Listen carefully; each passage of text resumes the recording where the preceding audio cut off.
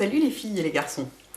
Alors, vous avez été hyper nombreux, à ma grande surprise, parce que je pensais pas que ces produits suscitaient un tel... oh, ça me gratte. Un tel intérêt, enfin un tel buzz quoi. Des revues des fonds de teint nude de Dior. Sachant que je peux pas vous faire les revues des trois en même temps quoi. Donc ce que je vais faire, c'est que je vais vous en faire un par jour et puis je mettrai les bouts de vidéo bout à bout pour vous montrer la différence. Donc aujourd'hui, lequel je vais vous montrer? Je vais vous montrer la gelée parce que c'est celle qui intrigue le plus, qui se présente comme ça. Et donc je vais vous montrer comment moi je l'utilise, avec quoi je vais la prendre. J'ai perdu l'éponge qui était vendue avec. J'ai pas du tout de maquillage là, évidemment, ça se voit, hein, c'est juste Halloween avant l'heure. Mais donc je vais prendre une autre éponge à maquillage, n'importe quelle éponge fait l'affaire. Moi je trouve que c'est vraiment à l'éponge que ça marche le mieux. Je trouve que la lumière est pas terrible. Bon, écoutez, vous verrez mieux de ce côté-là, comme toujours. Et donc c'est vraiment le truc le plus simple. En plus voilà, tout comme celui en poudre. Si vous vous déplacez avec votre maquillage, c'est hyper pratique. Parce que c'est juste ça, une éponge, l'éponge ça se lave facilement, vous n'avez pas besoin de pinceau, c'est beaucoup plus pratique à transporter que ça et un pinceau, c'est sûr. Mais celui-là a un rendu magnifique. Je vous le montrerai aussi. Donc là, j'en prends dans le truc. Puis voilà quoi. Je l'applique, tout simplement, c'est vraiment, il n'y a pas plus bête. Hein. Donc moi là dans les trois, j'ai ma teinte d'été qui est 30. Chez Dior, l'hiver, c'est très pratique les marques comme ça où les teintes ne changent pas même d'un fond de teint à un autre. L'hiver chez Dior, je suis 20 et l'été je suis 30. Comme ça, c'est pas compliqué, on ne peut pas se planter. Et vous voyez, c'est vraiment un fini super velouté. Facile de parler en même temps. Velouté mais léger, je vais zoomer ensuite pour vous montrer le rendu sur la peau. C'est-à-dire qu'il se voit à peine, mais en même temps, il fait beaucoup plus joli. Enfin franchement, si vous voulez, moi vous savez, hein, j'aime pas les bébés crèmes, mais si vous voulez un rendu très léger, qui soit juste vous en mieux, mais je vous conseille 1000 fois plus un fond de teint de ce genre qu'une bébé crème, hein, mais 1000 fois plus. Parce que ça unifie, alors qu'une bébé crème ça unifie pas, bon à part celle de clinique, mais sinon, ou celle d'Herborian, mais qui a des couleurs un peu curieuses, et qui donc va pas à tout le monde. Bon là je descends un peu dans le cou, parce que comme toujours, mon cou est un peu plus blanc que mon décolleté. Or, je veux que mon visage soit raccord avec mon décolleté, hein, c'est toujours l'idée. Voilà, c'est magnifique quoi. C'est magnifique, j'adore ce truc. Alors attendez, je vais zoomer pour vous montrer, qu'est-ce que j'ai foutu de ma télécommande, voilà. Je vais vous zoomer pour vous montrer ce que ça donne en rendu sur la peau, vous voyez. Vous voyez, c'est très naturel, mais en même temps, bon, j'ai pas d'anti-cerne, hein. Vous voulez que je mette de l'anti-cerne pour avoir moins peur? Je vais mettre un peu d'anti-cerne, parce que là c'est un peu flippant quand même. Je prends ma roue anti-cerne Benmaï qui est vachement bien, faudra que je vous en reparle d'ailleurs. Et je vais corriger un peu ça. C'est vrai que c'est difficile de se rendre compte si un fond de teint est joli, si on a des cernes atroces, ça aide pas beaucoup. Voilà, elle est vachement bien cette roue anti-cerne, vous pouvez mélanger les couleurs, adapter complètement à votre carnation, tout ça. Excellent produit. Excellent, excellent. Et oui, donc je vais faire ça sur 3 jours d'affilée parce que moi, démaquiller, remaquiller, c'est pas possible, ma peau supporte pas. Hein. Je peux pas faire ça, quoi.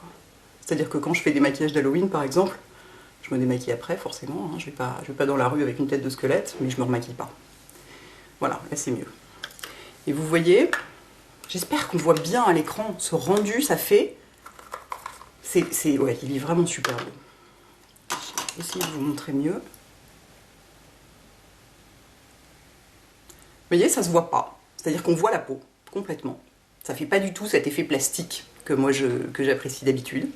On voit complètement la peau. Et en même temps, elle est unifiée et elle est 10 fois plus belle, quoi. Enfin, moi je trouve. C'est vraiment... Et alors, il y a beaucoup d'entre vous qui m'ont demandé, et alors peau sèche, peau grasse, parce que c'est toujours vos questions, peau sèche, peau grasse, peau mixte, il y a quand même beaucoup de fonds de teint qui sont faits un peu pour tout le monde. Hein. Les trucs qui sont spécifiquement peau très très sèche ou spécifiquement peau très très grasse, je sais pas, je veux dire, moi le Shiseido, c'est un fond de teint peau mixte, et moi il me convient parfaitement, quoi, même l'hiver, alors j'ai la peau hyper sèche l'hiver, donc bon, faut pas non plus partir dans des... Enfin, faut pas trop stresser là-dessus. Celui-là, il a un rendu mat, regardez, j'ai pas besoin de le poudrer, donc clairement, pour l'été, pour une peau grasse, pour une peau mixte, il ira très bien, Mais moi j'ai jamais essayé de le porter l'hiver parce que c'est du 30, et donc l'hiver le 30 me va pas. Mais si ça se trouve ça conviendrait, j'en sais rien, ça je peux pas vous dire par contre. Pour peau très sèche ou pour hiver je peux pas vous dire. Mais pour tout ce qui est demi-saison, été, peau mixte, peau normale, tout ça, parfait. Après vous me demandez tout le temps, est-ce que c'est comédogène? Je n'en sais rien, personnellement rien ne me fait de comédon, et a priori je pense pas que les fabricants soient assez débiles pour fabriquer des trucs comédogènes, donc je pense que c'est un truc qui date un peu de 1950, la notion de fond de teint comédogène. Encore qu'il y a des gens qui disent qu'il y a des fonds de teint qui leur donnent des boutons, donc ça doit exister, mais moi j'ai pas de boutons. Je veux dire, ma peau ne réagit pas de cette façon-là. Je veux dire, éventuellement elle fait de l'eczéma ou des allergies, mais pas des boutons. Donc je ne peux pas vous dire si un fond de teint est comédogène. Jamais. Je ne suis pas la cible pour donner cette info-là. Mais donc voilà, donc celui-là je l'adore. Et donc demain et après-demain, je vous montrerai le fluide et la poudre. Voilà. À bientôt les filles et les garçons. Ciao. Hello, girls and boys. Donc aujourd'hui, le fond de teint Nude Dior, épisode 2, la menace fantôme, la version poudre. Alors, il faut que je vous parle du packaging et tout. On s'en fout du packaging. Le packaging est grand. Ça pourrait être éventuellement la seule chose qu'on peut lui reprocher. Cela dit, ça fait que vous avez un miroir gigantesque dedans. Et donc, si vous êtes en voyage ou en week-end, je suis toujours obsédée par l'idée d'avoir du maquillage en voyage ou en week-end, alors qu'en réalité, je n'en emporte jamais. Dès que je quitte Paris, j'arrête de me maquiller. Par grosse exception, IMAX, ce genre de truc, mais bon, c'est quand même pas toutes les 5 minutes non plus, quoi. N'empêche que si vous êtes donc dans une chambre d'hôtel où c'est très mal éclairé pour se maquiller, tout ce truc-là, mais c'est génial, vous pouvez faire tout votre make-up avec. Donc, très grand miroir, pas mal du tout. Je me demande si ça se recharge, je suis pas sûre, j'ai pas l'impression. Bon, à vérifier. Donc, le truc se présente comme ça, c'est de la poudre. Hein. Et il y a une petite éponge vendue avec qui a 2 faces. Et alors le problème c'est que j'ai jeté la boîte et la notice et donc je ne me souviens plus à quoi servent les 2 faces. Moi je me sers que d'une. Il y en a une qui a un toucher velours, à mon avis c'est plus pour l'utiliser comme de la poudre. Et il y en a une qui a un toucher comme les éponges à fond de teint, comme du latex. Je sais pas si c'est du latex d'ailleurs, j'en sais rien, mais il y a des chances parce qu'il y a beaucoup d'éponges qui sont en latex. Et moi je me sers de celle-ci parce qu'elle pose pas mal de matière et j'aime beaucoup. Et donc ce fond de teint, moi je l'ai beaucoup utilisé quand il faisait très chaud. Il m'a jamais desséché la peau et après je saurais pas vous dire. Bon attendez, je vais le mettre en même temps parce que sinon on va pas s'en sortir. Attendez, il faut que je baisse le truc pour que vous voyez. Voilà. Donc c'est tout bête. En plus c'est d'une simplicité, mais voilà, vous en prenez sur votre éponge et puis vous l'étalez quoi, tout simplement. Et le rendu est magnifique. Alors vous allez avoir l'impression que c'est un peu foncé pour moi. Parce que mon visage est effectivement, n'est pas complètement de la même couleur que mon décolleté, ou mes épaules. Parce que sur le corps, je bronze un peu, sur le visage, pas du tout. Et donc je maquille mon visage. Quand j'ai encore des tenues où on voit une partie de mon corps, je maquille mon visage de façon à ce qu'il soit raccord avec mon corps, sinon c'est moche. Et oui, donc l'histoire de peau sèche, peau pas sèche, peau je sais pas quoi. Je sais pas, je l'ai pas essayé l'hiver, donc je sais pas du tout ce que ça peut donner quand on a la peau sèche, parce que moi l'été, j'ai pas la peau sèche, j'ai la peau normale. Sur une peau normale, il est top, il dessèche pas du tout. Et quand il fait très chaud, moi j'ai trouvé qu'il bougeait pas, qu'il s'oxydait pas. Ce qui est quand même, avec les fonds de teint crème, il y a beaucoup plus d'oxydation parce que c'est le gras qui fait qu'un fond de teint s'oxyde et qui devient orange. Et donc, c'est le gras de la peau qui fait ça. Et donc s'il y a déjà du gras dedans, parce que c'est un fond de teint crème, forcément ça va être amplifié par le sébum quand il fait chaud et qu'on transpire. Et donc dans un fond de teint poudre, et ça le fait vachement moins. J'ai trouvé déjà avec j'avais remarqué ça avec le Shiseido. Et avec celui-là, c'est pareil, ça s'oxyde vachement moins quand il fait très chaud, donc c'est assez agréable. Vous pouvez moduler la couvrance en mettant plus à certains endroits. Et vous voyez, attendez, je vais remonter mon... Moi j'en mets pas mal, comme d'habitude. Comme d'habitude, j'aime bien avoir le teint très couvert. J'ai déjà mis de l'anti-cerne, pour pas faire peur aux enfants. Voilà, j'en mets un peu sur mes oreilles pour que ce soit un peu raccord, un peu dans le cou. Parce que j'ai vraiment pas le visage raccord avec le corps en ce moment. C'est quand même plus joli que ce soit raccord. Voilà. Et alors, la matière est juste magnifique, quoi. Attendez que je remonte le miroir pour que vous voyez mieux. Pas le miroir, le... Vous voyez, il a un rendu, c'est de la poudre. Et pourtant, c'est une poudre très très fine, qui se voit pas beaucoup sur la peau, ou quasiment pas, vous voyez. Et surtout, il a un rendu lumineux. C'est complètement dingue, je trouve, pour un fond de teint poudre. Moi, je suis complètement... Mais je suis vraiment... Mais pardon. Je suis épatée par ce truc, quoi. Je pensais pas qu'un... Attendez, il faut que je me rapproche de mon miroir pour voir, parce qu'à chaque fois, je suis stupéfaite. pardon. Je peux pas m'en empêcher. Non, vraiment, le rendu est magnifique. Le rendu est lumineux. Et alors, il n'a pas besoin Oh, je suis pas très efficace aujourd'hui. Il n'a pas besoin d'être poudré. En tout cas, même quand il faisait très très chaud, j'ai trouvé autant le Shiseido, il a besoin d'être poudré. Sinon, même si c'est un fond de teint poudre, en fait, c'est pas tellement lié. Sinon, il devient... Enfin, il peut briller sur la zone T, ce genre de truc. Celui-là, j'ai pas tellement trouvé, quoi. Il reste juste cet effet satiné, comme ça, au long de la journée, quoi.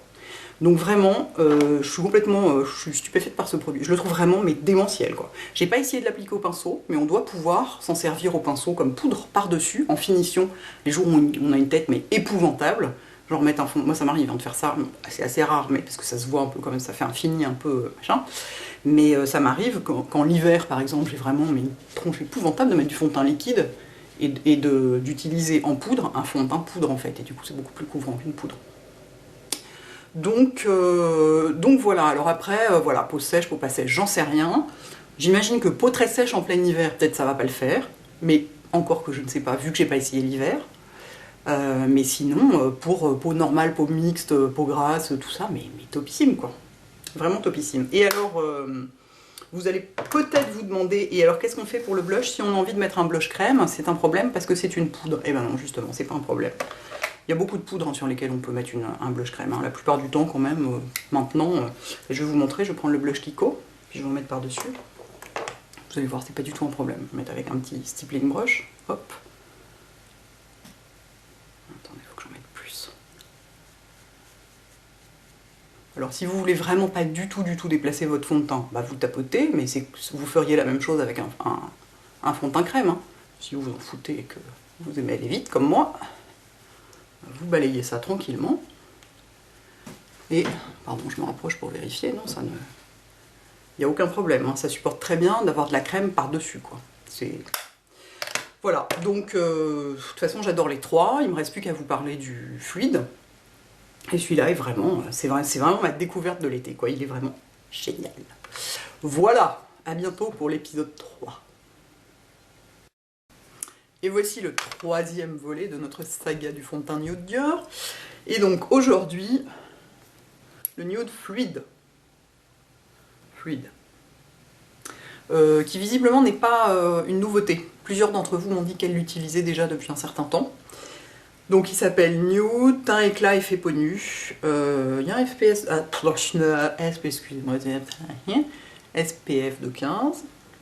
Je vous le dis, hein, là, des fois que ça puisse servir, est-ce qu'il faut mettre de la crème solaire aujourd'hui ou pas? Bon, ça va, il va pleuvoir, je suis tranquille. Bref, donc moi j'ai la couleur 30 qui est ma couleur chez Dior l'été, ma couleur l'hiver c'est 20. Et je vais vous montrer comment je le mets. C'est hyper simple, c'est comme ça un flacon de pompe. Il est magnifique ce fond de teint. Comme les autres, hein, vous allez me dire ça change pas, mais... C'est-à-dire que j'en mets comme ça sur un doigt, et puis je fais pouf, pouf, pouf, pouf, pouf. Voilà. Ah, il faut faire pouf, pouf en même temps, sinon ça ne fonctionne pas. C'est pas vrai, c'était la petite blague hyper marrante du jour. Attendez, si je me rapproche pour voir ce que je fais, il faut que je descende la caméra, sinon vous ne voyez plus. J'ai pas d'anti-cerne, c'est bon, me regardez pas comme ça. Je prends un pinceau Sephora, et alors là j'en ai mis très peu, mais justement c'est pour vous montrer ce que c'est que du fond de teint buildable. C'est-à-dire qu'on peut travailler. Et vous voyez, c'est hallucinant, il s'étale, mais en 3 secondes, quoi. Il est magnifique, ce fond de teint. Vous avez vu ma bague, comme elle est cool? Je l'ai achetée chez Asos il y a peu de temps. Je la trouve complètement démente, parce qu'on dirait, je sais pas, ça fait genre une griffe de dragon, quoi. Et alors, ce qui est dément, c'est que souvent, ces bagues-là, on a du mal à plier les doigts. Celle-ci, elle est complètement articulée, vous voyez? Vous pouvez complètement fermer le poing. Donc on est vraiment... c'est maniable, quoi. Bon bref, je sais, ça n'a rien à voir avec le sujet, mais bon, je voulais vous la montrer, quoi, parce que je l'adore. C'est ma bague pour griffer les yeux des gens qui m'embêtent, vous voyez. Bref. Donc, vous voyez? Est-ce que vous voyez ou est-ce que vous ne voyez pas? Donc là, il y en a une couche fine. Moi, je trouve ça sublime. C'est-à-dire que, comme les autres, il est... il y a un poil. Il ne se voit pas sur la peau. Oui, je sais, j'ai mon cerne. On va regarder comme ça, voilà, sinon vous allez avoir peur. Il ne se voit pas sur la peau, et en même temps, il unifie la... Enfin, c'est la peau en mieux, quoi. Donc, pour le layerer, pour le builder, pour le machiner, bref, pour mettre plus, vous recommencez tout simplement, vous en remettez une couche par-dessus. C'est mieux que d'en mettre plein d'un coup, parce que d'en mettre plein d'un coup, souvent, ça, je sais pas, on se retrouve avec un truc qui fait un peu... qui se voit vraiment du coup, c'est pas forcément génial. Donc moi je préfère en remettre une couche. Bon là je vais passer sous l'œil, hein, pour pas que vous ayez peur quand même. Essayez de couvrir un peu ça. Ce sera pas parfait, mais... Et vous voyez, ça se voit pas du tout qu'il y a une... Enfin, ça fait pas de matière en plus, quoi. Il est vraiment, mais... Il est magnifique, quoi, ce fond de teint. J'espère que vous voyez bien, parce que... Il s'est mis à faire mauvais, du coup la luminosité est dégueulasse aujourd'hui. Moi j'aime bien passer presque sur la bouche, pour effacer un peu la bouche, parce que comme vous savez, j'aime pas la pigmentation de ma bouche. C'est pour ça que je porte que des nudes, hein, d'ailleurs. Voilà. Et c'est complètement dingue, parce qu'il est vraiment, effectivement, il donne un effet peau nue. C'est pas du pipeau, je veux dire, pour une fois, souvent, hein, ce qui a marqué sur les flacons, les machins, hein, c'est complètement du pipeau. Et ben là, non. Il y a écrit effet peau nue, ben oui, ah non, oui, effet peau nue, ben effectivement, ça fait effet peau nue, quoi. Sauf que c'est effet belle peau nue. Ce qui n'est pas tellement d'habitude quand la peau est nue, enfin la mienne en tout cas, elle n'est pas du tout belle, quoi. Donc voilà, donc je remonte mon truc pour avoir un angle où vous voyez mieux. Je vais éventuellement zoomer un peu pour que vous voyez un peu mieux. Et moi j'aime ne pas le poudrer, ou alors juste sur la zone T, parce que vous voyez, il a un fini un peu satiné, qui est extrêmement joli. Et donc, si vous n'avez pas la peau super grasse, je vous conseille de ne pas le poudrer sur les joues notamment. Vous voyez, sur toute cette partie-là qui est très jolie avec ce glow, vous pouvez poudrer genre la zone T, quoi, mettons. Vous voyez. Et alors, vous allez encore me demander est-ce qu'il est comédogène, je n'en sais rien. Sur moi, rien n'est comédogène, donc je ne peux pas vous dire, rien ne fait de bouton, enfin j'ai pas une peau qui réagit comme ça, donc je ne sais pas, mais je vois pas pourquoi il le serait. Vous allez me demander s'il peut convenir, à quel type de peau il peut convenir. Ben, je serais assez tentée de répondre à tous. Parce que bah, il est confortable, donc pour une peau sèche, si on ne le poudre pas, ou même si on poudre juste une partie, il est bien. Pour une peau mixte, pas de problème. Puisque moi, l'été, il m'arrive d'avoir la peau mixte et je l'ai utilisée cet été et ça allait très bien. Après, pour une peau très très grasse, peut-être pas. C'est toujours la question, pour les peaux très très grasses, je sais pas trop, parce que moi j'ai pas du tout la peau très très grasse, et j'en ai pas dans mon entourage. Dans mon entourage, j'ai des gens qui ont la peau mixte, ou un peu grasse, ou normale, ou je sais pas quoi, mais des peaux vraiment extrêmement grasses, j'en ai pas dans mon entourage, du coup j'ai du mal à avoir des gens à qui poser la question pour savoir comment se comporte tel ou tel produit. Mais quand même, j'ai l'impression que c'est un peu le genre qui va aller à beaucoup de gens, hein.